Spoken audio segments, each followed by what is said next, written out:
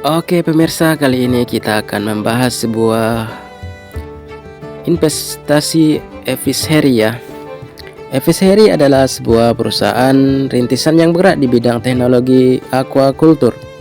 Mereka mengembangkan solusi teknologi untuk membantu petani ikan dan udang meningkatkan produktivitas dan pendapatan mereka.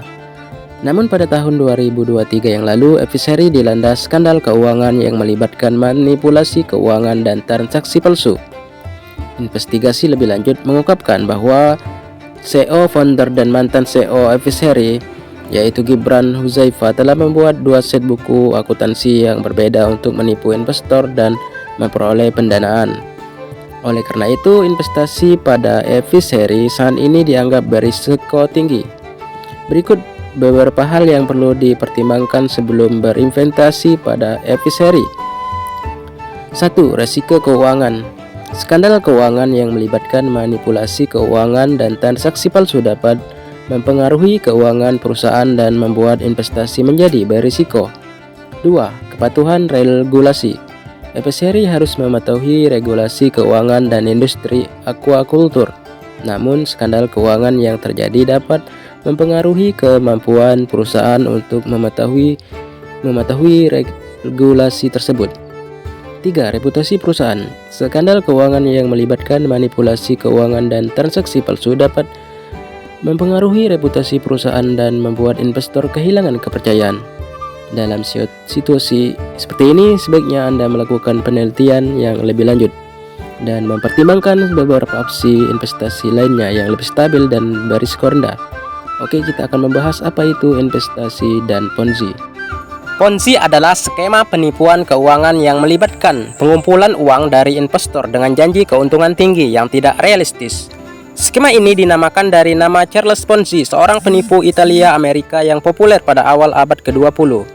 Ciri-ciri Ponzi: janji keuntungan tinggi yang tidak realistis, tidak ada bisnis atau proyek yang sebenarnya, pengumpulan uang dari investor baru untuk membayar keuntungan kepada investor lama, tidak transparan tentang penggunaan dana, menjanjikan keuntungan yang tidak sah.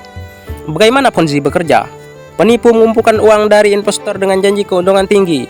Penipu menggunakan uang investor baru untuk membayar keuntungan kepada investor lama. Penipu terus mengumpulkan uang dari investor baru untuk mempertahankan skema. Skema akan runtuh atau scam ketika tidak ada lagi investor baru atau ketika penipu tidak dapat membayar keuntungan kepada investor lainnya. Ponzi sangat berbahaya karena dapat menyebabkan kerugian besar bagi investor. Oleh karena itu, penting untuk berhati-hati dan melakukan penelitian yang menyeluruh sebelum berinvestasi. Berikut adalah perbedaan antara Ponzi dan investasi. Ponzi, skema penipuan.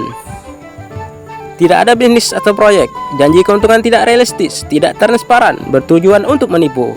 Sedangkan investasi adalah penanaman modal, bisnis atau proyek yang sebenarnya, janji keuntungan realistis, transparan, bertujuan untuk menghasilkan keuntungan. Dengan demikian, Ponzi dan investasi memiliki perbedaan yang sangat jelas. Ponzi adalah skema penipuan keuangan yang bertujuan untuk menipu investor, sedangkan investasi adalah penanaman modal dalam suatu bisnis atau proyek yang bertujuan untuk menghasilkan keuntungan yang sah.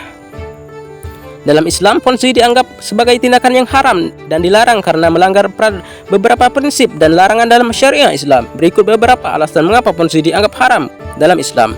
1. Penipuan. 2. Riba. 3. Tidak transparan.